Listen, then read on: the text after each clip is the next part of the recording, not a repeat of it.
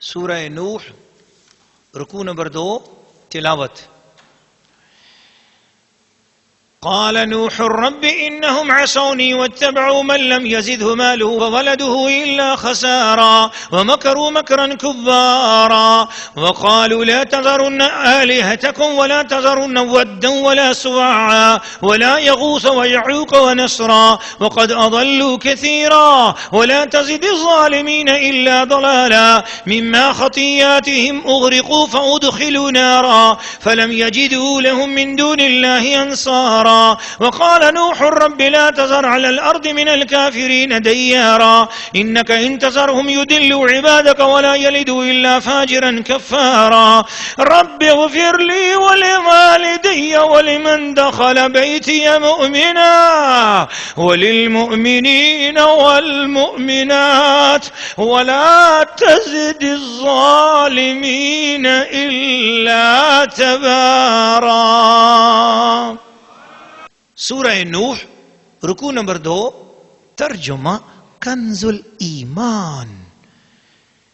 نوح نے عرض کی ہے میرے رب انہوں نے میری نافرمانی کی اور ایسے کے پیچھے ہو لیے جسے اس کے مال اور اولاد نے نقصان ہی بڑھایا اور بہت بڑا داؤ کھیلے اور بولے ہرگز نہ چھوڑنا اپنے خداؤں کو اور ہرگز نہ چھوڑنا ود اور سواع اور یغوث اور یعوق اور نصر کو، اور بے شک انہوں نے بہتوں کو بہکایا اور تو ظالموں کو زیادہ نہ کرنا مگر گمراہی. اپنی کیسی خطاؤں پر ڈبوئے گئے پھر آگ میں داخل کیے گئے تو انہوں نے اللہ کے مقابل اپنا کوئی مددگار نہ پایا. اور نوح نے عرض کی اے میرے رب زمین پر کافروں میں سے کوئی بسنے والا نہ چھوڑ، بے شک اگر تو انہیں رہنے دے گا تو تیرے بندوں کو گمراہ کر دیں گے اور ان کی اولاد ہوگی تو وہ بھی نہ ہوگی مگر بدکار بڑی ناشکری. اے میرے رب مجھے بخش دے اور میرے ماں باپ کو اور اسے جو ایمان کے ساتھ میرے گھر میں ہے اور سب مسلمان مردوں اور سب مسلمان عورتوں کو اور کافروں کو نہ بڑھا مگر تباہی. سورہ نوح رکوع نمبر 2 تفسیر. ناظرین و ناظرات، سامعین و سامعات، حضرت سیدنا نوح علیہ السلام نے اللہ تعالیٰ سے اپنی درخواست کی، مولا یہ ہوا یہ ہوا یہ ہوا یہ ہے یہ ہے یہ ہے. اس سے ایک بات تو پتہ چلی نوح علیہ السلام کو پتہ نہیں کہ وہ دلوں کے حال جانتا ہے. حضور نوح علیہ السلام بتا رہے ہیں میں صبح بھی گیا، میں نے پوشیدہ تبلیغ بھی کی، میں نے اعلانیہ بھی تبلیغ کی، انہوں نے آگے سے کانوں میں انگلیاں ڈال دیں. نوح علیہ السلام آپ کو پتہ نہیں رب تو دلوں کی باتیں بھی جانتا ہے، آپ کیوں بتا رہے ہو اللہ کو؟ یہ ایک نیا پوائنٹ آپ کو بتا رہا ہوں. اس سے یہ پتہ چلا کہ اللہ کو پتہ ہر چیز کا ہوتا ہے. نبی بتانا چاہ رہے ہیں، تعلیم دینا چاہ رہے ہیں کہ لوگوں جب اللہ کے حضور اپنی بات کیا کرو تو پوری واقعات پوری باتیں جو کچھ تمہارے ساتھ ہوا اللہ تعالیٰ سے عرض کرو، لمبی لمبی دعا کیا کرو، دعا میں سستی نہ کیا کرو، اللہ سے جی بھر کے باتیں کیا کرو. گویا تعلیم بتا رہے ہیں تمہارے ساتھ جو دکھ سکھ ہوا ہے جو دکھڑا ہے وہ اپنے اللہ کو سنایا کرو. یہ تعلیم مل رہی ہے. اللہ میں ایسے گیا تھا، میں نے ان کو یوں کہا تھا، میری یہ بات تھی. سب کو پتا ہے رب. وہ تو مارتے تھے، پتھر مارتے تھے. جب وہ صبح حضرت نوح علیہ السلام نکلتے تھے تو کوئی ایک لوہے کا ڈنڈا ہوتا تھا ایک گنڈے کے ہاتھ میں، اس نے لوہے کا ڈنڈا دے رکھا تھا. وہ حضرت نوح علیہ السلام کو 50 ڈنڈے نوح علیہ السلام کے کمر مبارک پہ چہرے مبارک پہ برساتا تھا. 900 سال روزانہ 50 لوہے کے ڈنڈے رب کی ذات کی خاطر کھا رہے ہیں. تو زخمی لہو لہان ہو کر رات کو گھر آتے تھے اور آ کر بس تھک ہار کے کوئی نہیں مانتا لیٹ جاتے. رات کو جو ہی لیٹتے آنکھ لگتی عرش کے جلوے آنکھوں کے سامنے آ جاتے. اللہ تعالیٰ بڑی محبت سے پوچھتا میرے نوح تیرا کیا حال ہے؟ اللہ کے پوچھنے کی لذت. حضرت نوح علیہ السلام فرماتے مولا الحمدللہ. پھر رب کی رحمتوں کا ہاتھ ان کے جسم مبارک پہ پھرتا، سارا درد دور ہو جاتا. اگلے دن اٹھتے تھے پھر وہی ذوق شوق آ جاتا اور پھر اسی محلے میں چلے جاتے، پھر اللہ کی باتیں کرتے. جب طوفان آ گیا ختم ہو گیا. رات کو ایک دن بالکل بیٹھے ہوئے تھے، اب زمین پہ سارے اپنے ہی تھے، سارے کوئی کافر نہیں تھا.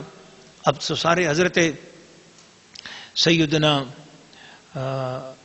برکات بی بی، حضرت سیدنا نوح علیہ السلام کی صاحبزادیاں اور حضرت سام رضی اللہ تعالیٰ عنہ، ان کا صحیح نام میں نے جہاں تک پڑھا ہے وہ سلام ہے، حضرت سیدنا سلام اور حضرت سیدہ برکات.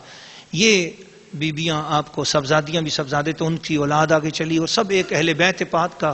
زمین کے اوپر صرف آل رسول ہی تھے، یعنی حضرت نوح علیہ السلام اور آپ کے صحابہ تھے. تو اور تو کوئی اب نافرمان تو تھا نہیں، اب تبلیغ کس کو کرتے، سارے اپنے ہی تھے. وہ پرانی باتیں یاد ہوتی. ایک دن بیٹھے بیٹھے رو رہے تھے تو حضرت سلام رضی اللہ تعالیٰ عنہ وہ آئے اور دیکھا کہ حضرت نوح رو رہے ہیں تو کہنے لگا ابا جی آپ کیوں رو رہے ہیں؟ حضرت نوح علیہ السلام نے فرمایا اب سوتا ہوں تو وہ سکون نہیں آتا جو ان 900 سالوں میں آتا تھا. کہا بھی کیا ہوا؟ کہا میں جب تبلیغ کر کے آتا تھا میرا جسم لو لوہان ہوتا تھا، آ کے سو جاتا تھا تو اللہ تعالیٰ کی آواز آتی تھی او میرے نوح تیرا کیا حال ہے.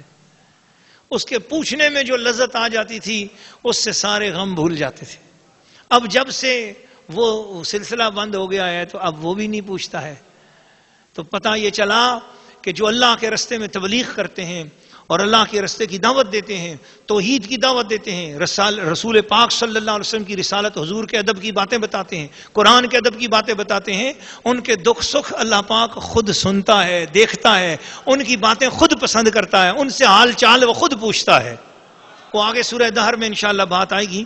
میں صرف یہاں یہ بات کر رہا ہوں کہ انہوں نے اپنے اللہ کو اپنے سارے دکھڑے سنائے. یا اللہ وہ یہ ود کو پوج رہے ہیں، سوا کو پوج رہے ہیں، یغوث کو پوج رہے ہیں، یعوق کو پوج رہے ہیں، نصر کو پوج رہے ہیں. یہ بتوں کے نام ہیں جو قوم پوجتی تھی نوح علیہ السلام کی. یا اللہ وہ بتوں کو پوج رہے ہیں اور میں ان کو کہہ رہا ہوں کہ میرے رب کی توحید پہ آ جاؤ. وہ میری وجہ سے توحید نہیں مانتے. وہ کہتے ہیں تو بیچ میں سے ہٹ جا، اے نوح تو ہٹ جا تو ہم خدا کو مانتے ہیں. تو ہے ہم خدا کو نہیں مانیں گے تیری وجہ سے. یہی بات کافروں نے حضور ہمارے نبی پاک سے کہی. وَمِنَ النَّاسِ مَن يَقُولُ سورہ بقرہ وَمِنَ النَّاسِ مَن يَقُولُ آمَنَّا بِاللَّهِ وَبِالْيَوْمِ الْآخِرِ وَمَا هُمْ بِمُؤْمِنِينَ. لوگوں میں سے کچھ لوگوں نے یوں کہا کہ ہم اللہ پر ایمان لے آئے، قیامت پر ایمان لے آئے. بس اے نبی پاک آپ بیچ میں سے ہٹ جائیں. آپ کو چھوڑ کر ہم قیامت بھی مانتے ہیں، اللہ کو بھی مانتے ہیں، لیکن آپ کو نہیں مانیں گے.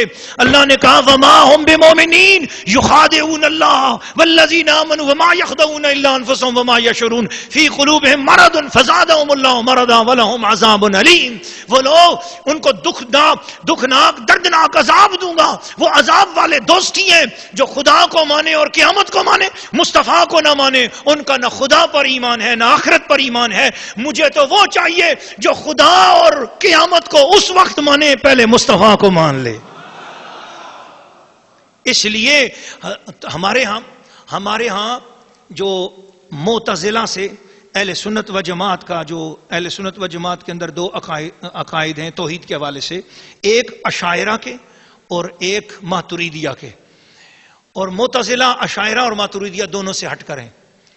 تو جو معتزلہ ہیں وہ تو اللہ تعالیٰ کے بارے میں یہ کہتے ہیں کہ بس اللہ تعالیٰ خالق السماوات والارض، بس یہ اللہ کی تعریف ہے. جو اشاعرہ ہیں وہ یہ کہتے ہیں کہ اللہ تعالیٰ وہ ہے جو اچھی اور بری دونوں چیزوں کو پیدا کرنے والا ہے. اللہ کی تعریف ان سے پوچھو تو وہ یہ کہیں گے اللہ اچھی اور بری چیزوں کا پیدا کرنے والا، اللہ وہ جس نے جہان بنایا. لیکن ہمارے ہاں اہل سنت و جماعت کے اندر جو تعریف اللہ تعالیٰ کے لیے مقرر کی گئی ہے کہ اللہ کے بارے میں کوئی پوچھے اللہ کون، اللہ کی تعریف کیا ہے، تو ہم ماتریدی ہیں. اعلیٰ حضرت ماتریدی ہیں، داتا صاحب ماتریدی ہیں، پیر میر علی شاہ صاحب رحمۃ اللہ تعالی علیہ ماتریدی ہیں، حضرت خواجہ اجمیر ماتریدی ہیں، امام اعظم ابو حنیفہ ماتریدی. میں یہ آپ کو بتانا یہ چاہ رہا ہوں کہ سب کے عقیدہ اس مسئلے میں عقائد کے مسئلے میں ہم سب ماتریدی ہیں. تو کیا مطلب ہے ماتریدی ہونے کا؟ کہ ہمارا عقیدہ یہ، ہم اللہ کا تعارف یوں کراتے ہیں اللہ رب محمد. اللہ وہ ہے، اللہ کا تعارف نہ کائنات کے حوالے سے کراتے ہیں، نہ اور کسی، نہ مشرق نہ مغرب، سب چیزوں کا بے شک وہ رب ہے، لیکن پہلا تعارف اس کا یہ ہے کہ اللہ محمد کا رب ہے. یہ ہے جو اختلاف ہے نا اشاعرہ کا اور ماتریدیہ کا، وہ یہ ہے. اشاعرہ کہتے ہیں وہ خالق الاسباب ہے، خالق السماوات والارض، اور ماتریدیہ کہتے ہیں اللہ خالق محمد، سب سے پہلے محمد کے نور کو بنایا ہے. اللہ وہ ہے جس نے محمد کو بنایا ہے.